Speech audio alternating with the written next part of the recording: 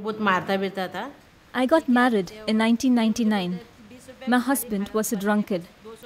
He earned 200 rupees each day through a manual labor job, but he only gave me 20 rupees each day to buy and cook food with. The problem was that he expected me to cook a much better meal than was possible with only 20 rupees. In the evening, he would come home drunk. He would spend most of his earnings on alcohol. Then, he would get very angry because the food was not up to his expectation. In his drunken anger, he beat me very badly every night with a cricket bat. This was a very difficult time in my life. The last night I saw my husband alive, he beat me horribly. Why did I have to marry this man? Then he disappeared. I waited and waited, but he never came back.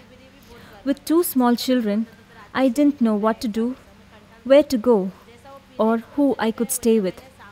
I was all alone. I finally found a low-paying job, but it only paid 500 rupees per month. My room rent was 500 rupees. I had nothing left over for food. So I found a second job that paid another 500 rupees per month. I was working night and day, but still, with rent and utilities, I had 200 rupees left for everything else. We often went hungry during those days. Finally, I found a new job in a hotel that paid better, but still I was struggling to make the ends meet. I lived in a part of the slums that was on the hill near the forest.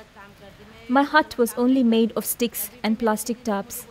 I was so afraid because tigers would come out of the jungle at night and there was nothing to keep them from coming and killing us. One of my friends gave me a gospel tract, said that Jesus was our savior and how he could protect me from danger.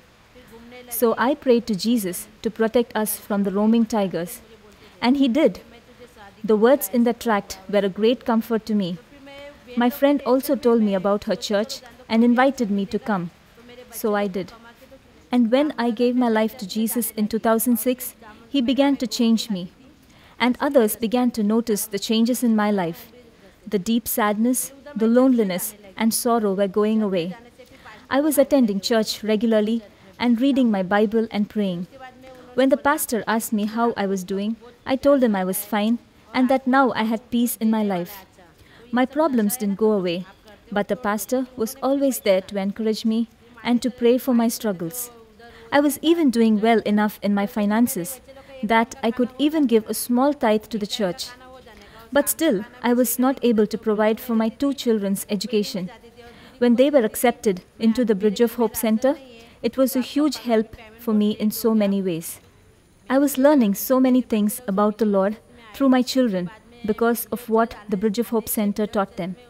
They wanted me to pray the Lord's Prayer with them at home. They had learned it by heart and showed the prayer to me in the Bible. Soon, we were all able to pray together. I was amazed at all the ways that my children were growing through being at the Bridge of Hope Center. Their behavior has changed, and they now show me new respect I hadn't seen before. Even their grades in school were improving. Before my children were enrolled in the Bridge of Hope, I was very worried about their future. There was no way for them to learn moral and good things in the slums. In the Bridge of Hope, I found a light, a hope that my children will grow up well. It is only because of the Bridge of Hope that my children are growing up with faith and in a good spiritual atmosphere. And not just for them, but for me also. In the past, my children were naughty, getting into all kinds of trouble. At the Bridge of Hope, they were learning everything, good health practices, about what the Bible teaches about being good moral citizens and having good social skills. Their behavior towards me has improved drastically. The BOH is a great blessing in my life. I don't want to see my children grow up rich and concerned for the material things of this world. My goal is that they grow up to be of high moral character, to love and serve the Lord. I'm living as a single parent in the slum, but there are people praying for me and my children and sponsoring them through the BOH. I'm very grateful to them. I'm walking now with the Lord because of them. I lost my husband, but God is here to take care of me.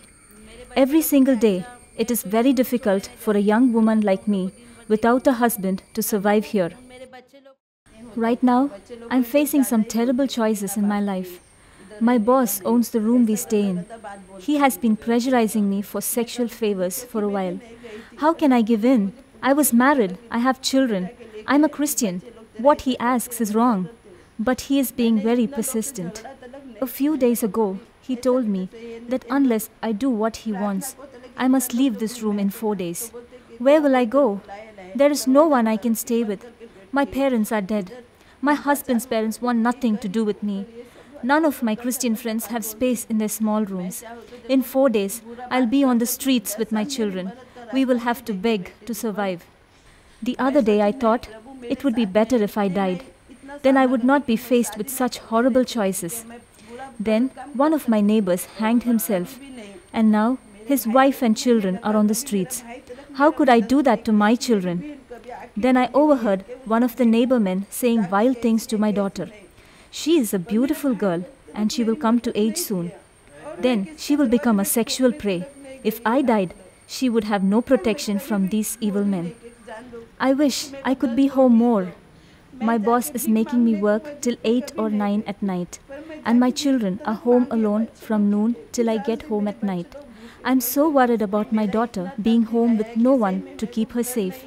So what can I do? Become like a prostitute? Live on the streets? Die? Nay, the choice before me is good. All I can do is to pray and trust Jesus to somehow rescue me and my children from this evil situation.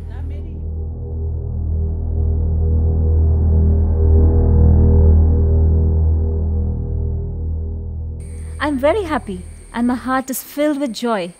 I can't believe how God has blessed me today.